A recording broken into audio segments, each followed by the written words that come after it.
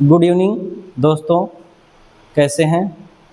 आज हम आप लोगों के सामने आए हैं सेंटेंस के पार्ट लेके।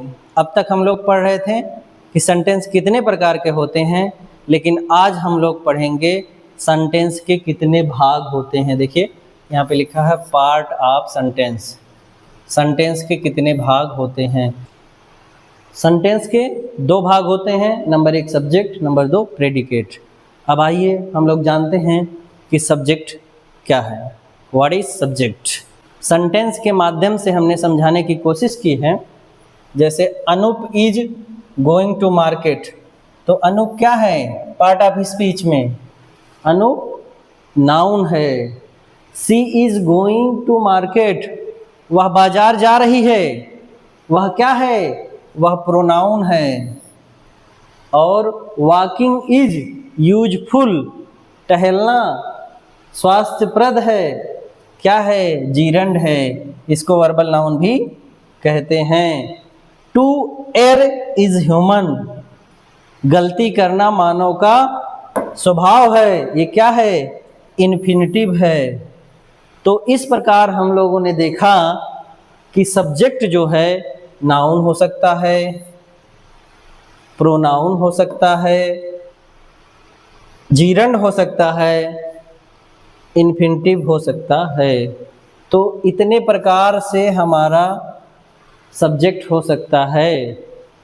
ठीक है, हमने 4 प्रकार से यहाँ पे देखा। अब हम लोग आगे चलते हैं, इसका डिफिनेशन देखते हैं। सब्जेक्ट मतलब कर्ता हिंदी में, उद्देश्य भी इसको कहते हैं। Definition, the part which names the person or things we are speaking about, this is called subject of the sentence. मतलब जिसके बारे में हम लोग बात करते हैं वही सब्जेक्ट होता है। ये देखिए परिभाषा हिंदी में लिखा है, यह वाक्य का वह भाग होता है जिसमें किसी व्यक्ति अथवा वस्तु का नाम लिखते हैं जिसके विषय में हम कुछ कहते हैं। तो इस प्रकार हमने सब्जेक्ट का डिफिनेशन हिंदी में और इंग्लिश में देखा और समझा, और सेंटेंस के माध्यम से भी जानने की कोशिश की। और आगे हम लोग और अच्छे से देखते हैं कि हम किसी भी सेंटेंस को कि कैसे हम देखते ही बता दें कि यह सब्जेक्ट है, आपको हम बताने वाले हैं। जैसे Ramesh is going to market, Ramesh क्या है, subject. Mohan bought the book, Mohan पुस्तक खरीदी। तो अब हम किसी भी सेंटेंस का सब्जेक्ट को हम कैसे पता करते हैं उसको जानेंगे।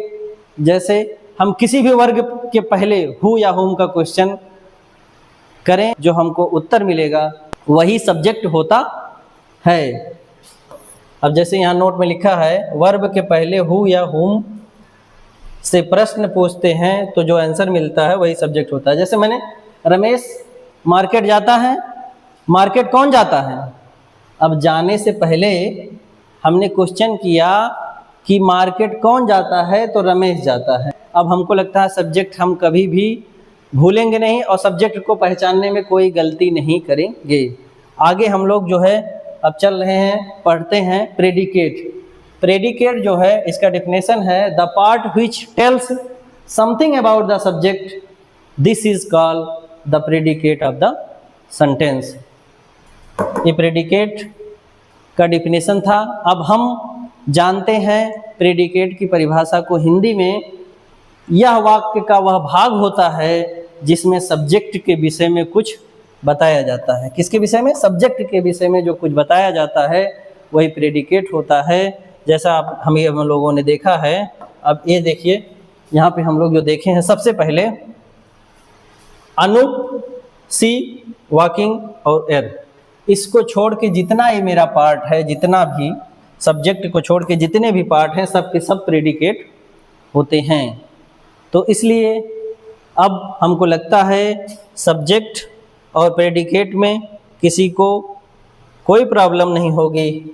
तो आज का असाइनमेंट आप लोगों के लिए है, ये 3 वाक्य दिया गया है। अब तीनों वाक्य को आप लोग को कमेंट सेक्शन में जाना है और तीनों वाक्यों का लिखना है कि इसमें कौन सब्जेक्ट है, कौन प्रेडिकेट है अगर आपने वीडियो को अच्छे से देखा है तो आपको पहचानने में कोई भी दिक्कत नहीं होगी।